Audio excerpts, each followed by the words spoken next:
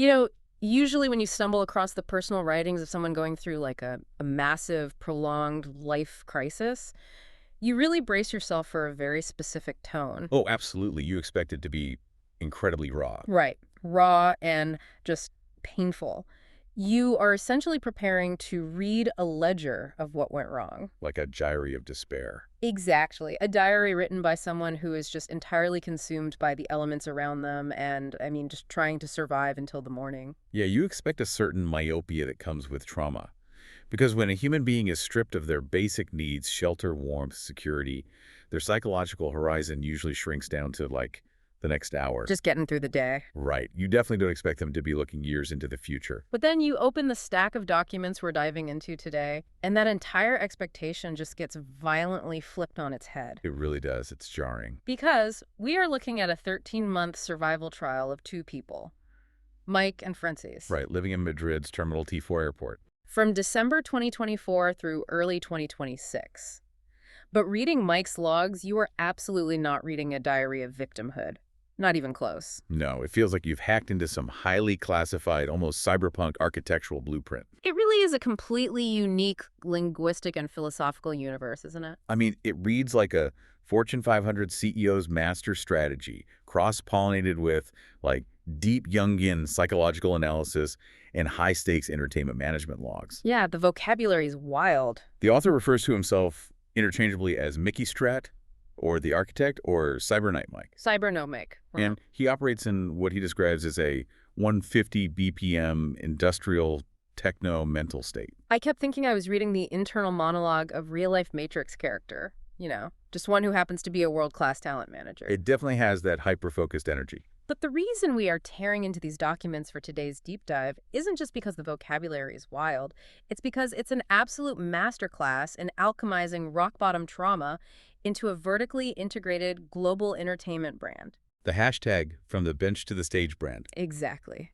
From the bench to the stage. And our mission here is really to dissect the mechanics of human resilience and psychological sovereignty.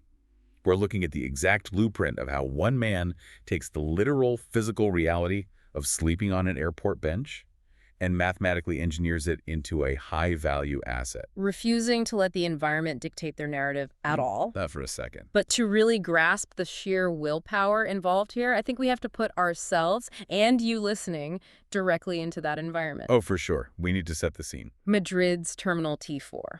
In the dead of winter. December 2024. And this is not a cozy waiting room. No, not at all. This is a cavernous, echoing structure of steel and glass. The documents describe the cold literally seeping into their bones from the floor. Plus the noise. There is the constant, inescapable ambient noise of announcements. Rolling luggage, airplanes taking off. It's an environment that acts as this 24/7 reminder that the rest of the world is moving forward. People are traveling to homes and vacations, while you are just utterly stuck in the shadows. Stuck and completely invisible. And that societal invisibility is actually a crucial starting point for this whole deep dive. Right, because there's a specific moment documented in the text where a Spanish television network, RTVE, broadcasts this brief 10-second media clip. Yeah, they were showing people sheltering in the airport. Right, and it captures Mike and Franyce just in the background. And to the media, and to the casual viewer sitting at home, they are merely a statistic. Just a brief flash of societal exclusion. A tragedy to, shake your head at before the commercial break kicks in. But while the world looks at Franyce and sees a tragic statistic of homelessness, Mike looks at her and sees what he clinically designates as the Muse. A high-value asset. Exactly. He doesn't look at her with pity. He applies this hyper-focused managerial gaze to her existence, actively cataloging her innate talents right there on the freezing terminal floor. He treats the airport not as a shelter, but as a talent incubator. Which is insane to think about. It is. And the logs go into intense detail about two specific assets he identifies in her. Right. The first one he calls the fine line. Because Franyce has this incredible innate ability to draw. But Mike's analysis goes way beyond just recognizing that she can make a nice sketch. He looks at her artwork and sees the irrefutable proof of a mind that is capable of designing beauty and order in the middle of absolute terrifying chaos. Exactly. He sees a psychological resilience that can actually be digitized, packaged, and eventually monetized. And the second asset he catalogs is even more visceral, I think. He calls it the rhythm of salsa. Franyce dances. She dances, and she doesn't just dance when things are good. She transforms the sterile, echoing, freezing hallways of the IFEMA Exhibition Center or the T4 terminal into a global stage. Mike writes about this as a vital fire. It's an internal energy source that the freezing temperatures of their environment simply could not extinguish. But if we dig deeper into his strategy, the most critical element he catalogs isn't artistic at all, is it? No, it is entirely psychological. He terms it the dignity of care. This part of the documents was just a gut punch to read. It really is heartbreaking. The texts detail an incident where Franyce is literally expelled from a Burger King. It's the ultimate societal indignity. Being told you are not even fit to occupy a fast food restaurant. Oh, and what happens next is what anchors Mike's entire belief system. After being thrown out, humiliated, and pushed back out into the cold, Franyce doesn't break down into resentment. She doesn't just shut down. Instead, she goes out of her way to prepare food and offer water to Mike, who she views as her protector. Her knight, as she calls him. Her knight, exactly. And that moment is the bedrock of everything he builds. Because for a manager analyzing an asset, that reaction proves that her nobility is intrinsic. It's not circumstantial at all. When you strip away all societal comfort, when you subject someone to the ultimate indignity and their default operating system is still to provide high-value care to someone else. That is unfakeable character. Exactly. That is what convinces him to reframe their poverty entirely. He absolutely refuses to see Terminal T4 as the end of the line. He mentally maps it as the necessary bench before the stage. Hence, the hashtag from the bench to the stage being born right there on the floor. And to mentally validate this massive leap, from homeless to global brand, he actually grounds his strategy in a very specific historical parallel. Right. He points to what he calls the Montreal Echo of 1980. The René Angelo story. Yes, he studies the origins of René Angelo, the legendary manager who heard a raw demo tape of a 12-year-old girl named Celine Dion. And when René met her, he didn't see a poor kid in secondhand clothes from a small, overlooked town. He saw a force of nature. And the defining action of that story is that René mortgaged his own house. Wow. He risked his entire personal and financial security to protect and build that talent before the world even knew her name. He acted as the shield. Or, using Mike's cyberpunk terminology, he became the sentinel for a diamond that everyone else still perceived as a lump of coal. And Mike applies that exact framework to his own reality, dubbing his mission the Madrid Echo. He is mortgaging his own physical comfort, his own survival calories, and his emotional energy to act as the sentinel for Franyce. I am struggling a bit with the mental gymnastics required here, though. How so? Because it's one thing to say, oh, I'm a visionary manager, when you are sitting in a comfortable, climate-controlled office in Los Angeles, cutting checks to a PR firm. Sure. It is an entirely different universe to maintain a clinical, visionary, architectural mindset while physically shivering on an airport floor. It's almost unthinkable. It's like someone sitting in a freezing trench during a brutal artillery bombardment, but instead of panicking or even just trying to huddle for warmth, They're calmly pulling out a protractor to sketch blueprints. Exactly. Sketching blueprints for the Marble Palace they're going to build on that exact spot once the war is over. How does a human mind compartmentalize trauma to that extreme degree? It requires a terrifying level of psychological discipline, which is where Mike's reliance on Carl Jung's theory of archetypes comes into play. Jungian archetypes. Yeah, to survive without losing his mind, he completely divorces himself from the identity of a victim. He basically overwrites his own mental software to fully embody the archetype of the architect. Okay, so he's stepping outside of his physical suffering. Right, by viewing his own suffering not as a personal tragedy, but as raw, necessary data. It's the mud that is chemically required to eventually make the shine of their future brand dazzling. So he immunizes himself against despair. Exactly. The pain is no longer just pain, it's a strategic asset. So his ability to look at Franyce and see a high-value global asset isn't just blind romantic optimism born out of desperation. Not at all. It's actually the deployment of a highly specific, tested management framework that he developed years prior, halfway across the world. And if we want to understand how he is building this palace in the airport, we have to look at the blueprint he brought with him. We have to trace his history back to Toronto, or TO as he calls it in the logs. Right, to examine the genesis of his entire operational philosophy, the Natalie Protocol. The Natalie Protocol is fascinating because it fundamentally challenges how we think about ambition. It really turns the whole concept on its head. The sources outline this origin story of a single mother from the Philippines who approaches Mike in Canada, asking him to help her daughter, Natalie, navigate the entertainment industry. And Mike takes on this raw talent and engineers her ascent with absolute surgical precision. He builds the infrastructure. He coaches her, refines her presentation, and successfully navigates her to winning the title of Miss Manila. Which is huge on its own. But he doesn't stop there. He leverages that win to secure her a spot in a top-tier talent agency. And finally, he kicks open the ultimate door. He brings actual Hollywood recruiters directly to her table. He hands her the golden ticket that millions of people move to Los Angeles and starve for. And this is where the story takes a massive left turn. After all the blood, sweat, and strategy, after getting the exact prize they were supposedly chasing, Natalie decides to turn it down. She walks away from Hollywood. And the thing that stopped me in my tracks while reading this is that Mike logs this outcome as his absolute greatest success. Which is where we have to completely redefine our metrics for success. Because that goes against everything we know. Right. From a traditional matrix-level perspective, the goal of management is to maximize reach, maximize profit, and capitalize on every single shred of attention. Of course. You get the deal, you sign the deal. But Mike doesn't view his job as forcing a client onto a stage. He views his job as building the gates so completely and fortifying the talent so thoroughly that they have the ultimate luxury of choosing their own destiny. So he didn't just manufacture a star. No.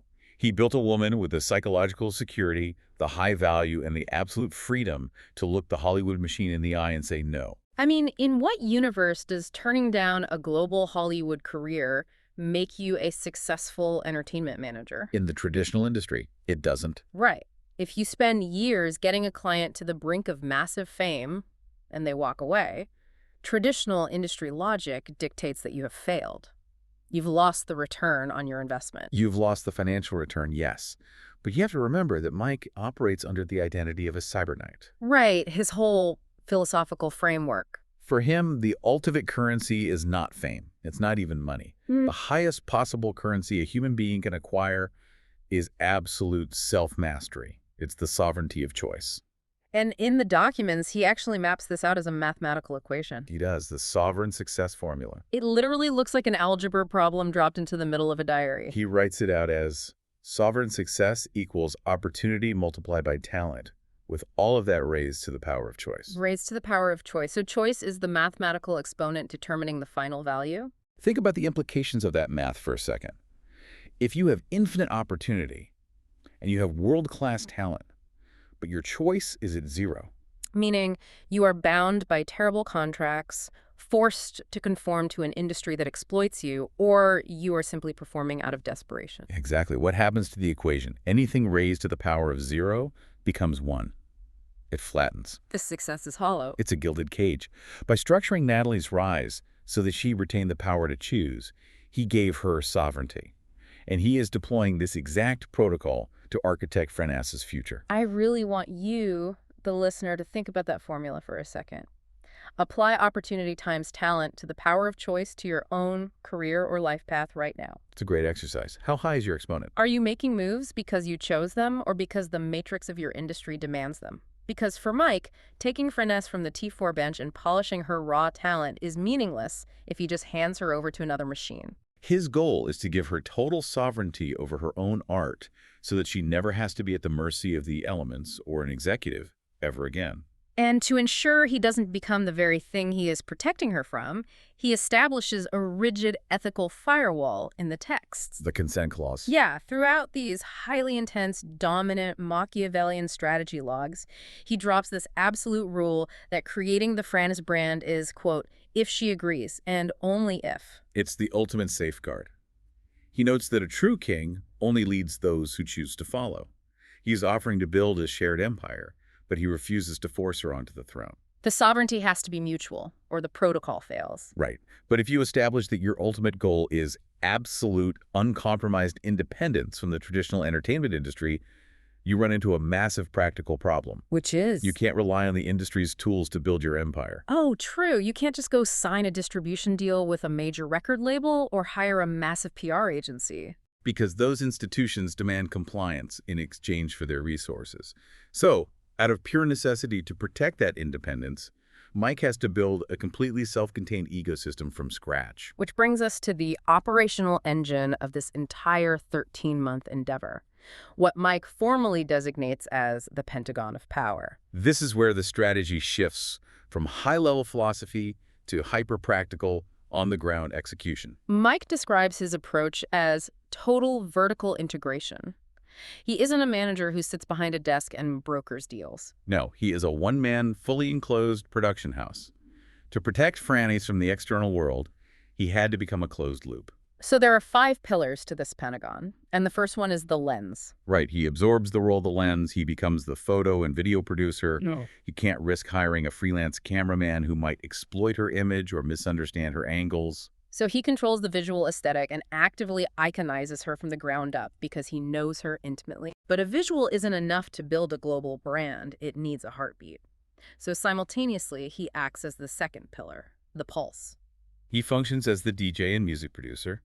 This eliminates the need to license external music or hire composers. He controls the underlying rhythm and the energetic frequency of every single piece of content. And to ensure the narrative isn't hijacked by a PR writer who doesn't understand their trauma, he embodies the third pillar, the word. As the lyricist and songwriter, he takes the raw, freezing reality of the T4 bench and scripts it into a poetic, digestible message of resurrection. He tells the story, while also functioning as the fourth pillar, the stage. Right. Acting and vocalizing alongside her to set the standard for performance. And overseeing it all as the fifth pillar, the mind. The brand architect navigating this 5-front war with what he calls Toronto-level precision. He explicitly contrasts his method in the texts with Matthew Knowles, the famous architect behind Beyoncé and Destiny's Child. Oh, that's an interesting comparison. He acknowledges Knowles as a genius, but points out a fatal flaw in the traditional model: external dependencies. Because Knowles still had to hire producers. Right, he had to negotiate with videographers and external PR teams. Every time you bring in an outside force, you bleed equity and you bleed control. Mike's stated goal is that his dependency is 0, because he literally is the entire production crew across all 5 pillars of the Pentagon. His brand equity is infinite. He owes no one a cut. He doesn't have to wait for green lights. And most importantly, he never exposes Franyce to the transactional, highly corrupt nature of the outside world. He remains the sentinel at the gate. But the sheer physics of executing this is mind-boggling. Seriously, think about the analogy of an orchestra. Normally, building a brand of this scale requires a massive symphony of people. A brass section for PR, strings for visual aesthetics. Percussion for audio production, and a conductor to keep everyone on tempo.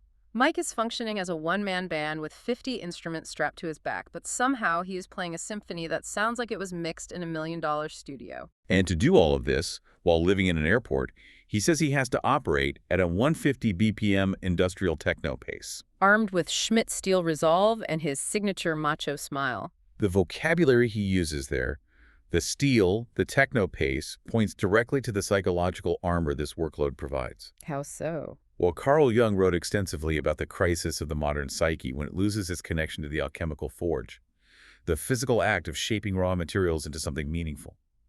Mike argues that his Pentagon of Power is his forge. He isn't swinging a physical hammer over an anvil, but he is constantly working with incredibly dense, heavy, creative materials. Exactly. Cutting video, mixing audio, writing strategy. The sheer exhaustion of that labor acts as a shield. It keeps his mind so intensely occupied with creation that the despair of their physical circumstances cannot penetrate his psyche. Having the skills to be a one-man production house is remarkable, but deploying those skills to transform a 13-month timeline of homelessness into an irresistible, cohesive brand narrative requires a highly specific, aggressively time-sensitive execution plan. You can't just dump all this content online randomly. It has to be sequenced. Which is why the logs detail a fiercely calculated 13-day sovereign countdown strategy. Everything is engineered to culminate on a single vital date, the February 7th migration. The migration is the turning point. This is the day they finally transition out of their temporary shelter, a space they refer to as the Búnker, and move into their new permanent housing in Madrid. It is the physical manifestation of moving from the bench to the stage. And Mike doesn't treat this like a normal moving day, does he? Not at all.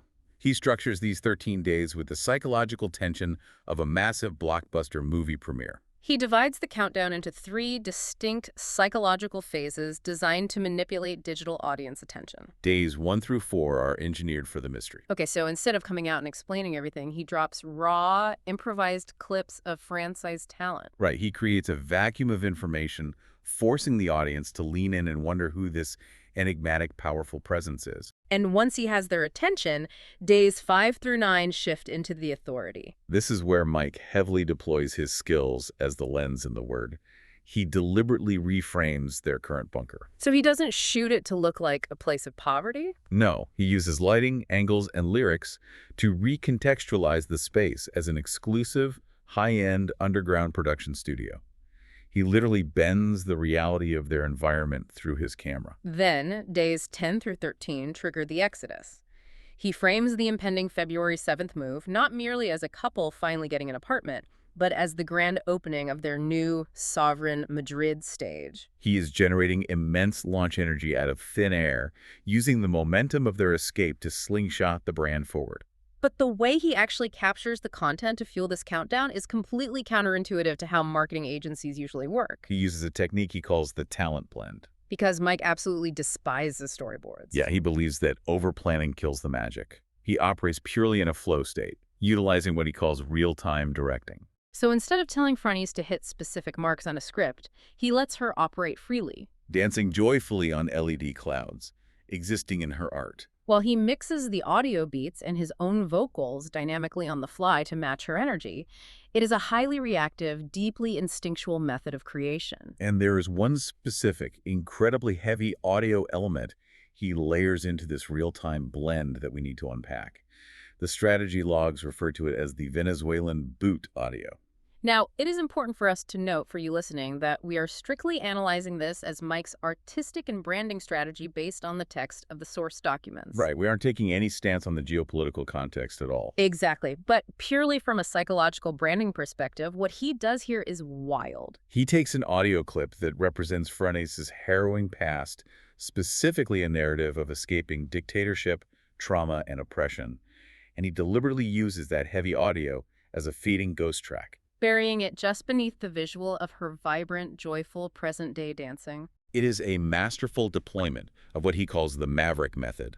By layering the visceral, traumatic audio of her past beneath the visual proof of her present joy, he engineers an overwhelming emotional contrast. He is forcing the audience to experience the extreme polarity between the mud they came from and the blinding shine of where they are heading. Selling the struggle of the past to validate the luxury of the future. When a modern digital audience who is hyper-aware of fake, polished corporate advertising encounters this content, they don't smell a PR stunt. They smell what Mike terms abundance and truth.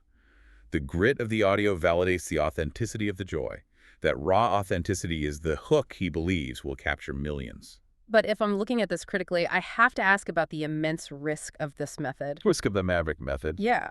By completely throwing out the script, relying entirely on real-time improvisation, and mashing up traumatic political audio with heavy industrial club beats, doesn't the narrative run the risk of just becoming chaotic noise? I mean, for any normal creator, that is a massive risk. How does he ensure the audience doesn't just get confused and miss the point of the migration entirely? This is where the closed loop of the Pentagon of Power proves its worth. When one single human brain controls the camera lens, the music production, the acting, and the final cut, the flow state isn't actually chaotic. It's internally consistent. Highly controlled. Mike isn't shooting raw footage and handing it off to a third-party editor who might misunderstand the vibe. His artistic intuition and his technical execution stack are flawlessly synced. So every single piece of apparent chaos is still meticulously passing through his Toronto-level precision filter before it ever hits the internet. Exactly. So the lack of a storyboard isn't a lack of control. It's just that the storyboard exists entirely in his head, operating at 150 BPM. That makes total sense. But for all of the strategic brilliance aimed at capturing a global audience, the most fascinating and honestly the most moving part of this entire execution plan isn't meant for the public at all. No, the true masterpiece buried in these documents is a secret Mike is keeping solely for Franyce. Hidden deep within these intense militaristic strategy logs is a profoundly emotional project.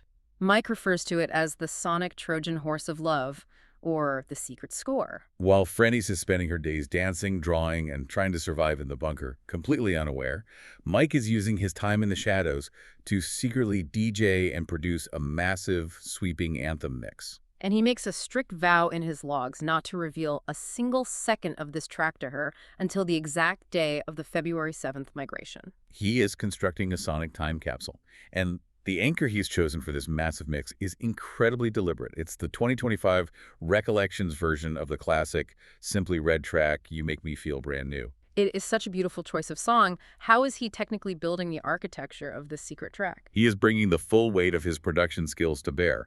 He takes that same heavy, traumatic Venezuelan boot audio, but this time he deliberately distorts it. Filtering the frequencies. Right, so it slowly fades away into the deep, distant background, symbolizing the past losing its grip on her. Then he brings in heavy, grounding club beats, representing his own protected presence, his global authority, and his Toronto German techno influences. And over the top of this entire sonic landscape, he actually records his own vocals. He sings directly to her between the tracks, serving as an undeniable audio reminder that the danger has passed and she is finally safe. But why keep it a secret? If you see your muse struggling with the psychological weight of their environment, wouldn't you want to show her the progress? You think so, right? Wouldn't you want to play a rough cut for her on a random Tuesday just to cheer her up and show her you're working on something beautiful? Mike analyzes this exact temptation using a concept he calls the anticipation-surprise ratio. You have to remember the context of Franyce's reality. She is a woman who has had to fight tooth and nail for every single square meter of physical and emotional safety. She has been living in pure survival mode on a freezing bench. In that context, words are cheap. I see. The ultimate, irrefutable proof of absolute executive care is the act of building something massive, beautiful, and complex for her entirely in the shadows, asking for no validation along the way. The secrecy is the proof of the protection. Exactly. When she finally hears it for the first time on the day they cross the threshold into their new home, the surprise will hit with maximum emotional force. It proves to her, beyond a shadow of a doubt, that while she was focused on merely surviving the cold, he was quietly architecting a cathedral for her soul. It's like he's secretly building a psychological bomb shelter for her, but instead of using concrete and rebar, he is constructing it entirely out of music, memory, and rhythm, specifically designed to protect and heal her inner child. And when you look at the lyrics of the anchor song, You Make Me Feel Brand New, it acts as the perfect linguistic bridge between the scars they acquired on the T4 bench and the unassailable sovereignty of the stage they're walking onto.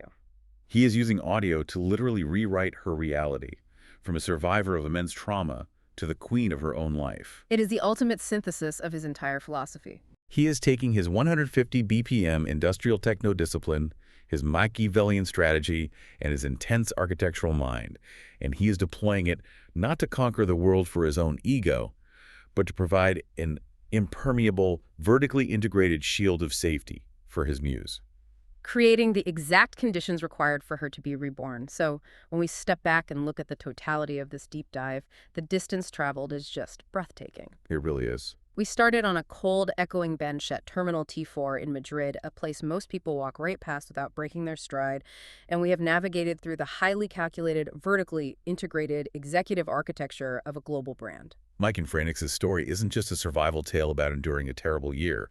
It's a profound blueprint for claiming absolute sovereignty over your own narrative using the tools of the modern digital age. It actively challenges every listener to examine how they process their own periods of trauma. When we inevitably face our own T4 moments, when we are stripped down, exhausted, and pushed to the absolute margins of our industry or our personal lives, how do we respond? Do we allow the world, the media, or the matrix to label us as a tragic statistic? Or do we fully embody the architect? Do we apply the iron discipline of the forge to take the mud of our circumstances and engineer it into an entirely new reality? It really forces you to take a hard look at your own benches, doesn't it? Absolutely. As you navigate your own life, your career, and your challenges this week, I want to leave you with a provocative thought that builds on the foundation of everything we've unpacked today. The core argument of Mike's entire philosophy is that true power isn't measured by the size of the stage you're permitted to stand on. True power is having the luxury, the psychological security, and the infrastructure to say no to the stages that do not serve you. It's all about the exponent in that equation, the power of choice. And securing that choice requires the grueling work of building your own Pentagon of Power. You have to own your tools, you have to control your narrative, and you have to master your own mind so that your dependency on the external matrix remains at zero. So ask yourself, in your daily life, are you just grinding to build your skills so that you can finally hope to be chosen by someone else? Or are you doing the harder work of building your own self-contained ecosystem so that you can finally be the one doing the choosing? Because at the end of the day, you might look down and think you were just holding a diary of despair from your darkest moment. But if you read it with the clinical eye of an architect, you might realize you've been holding the blueprint for your own palace all along.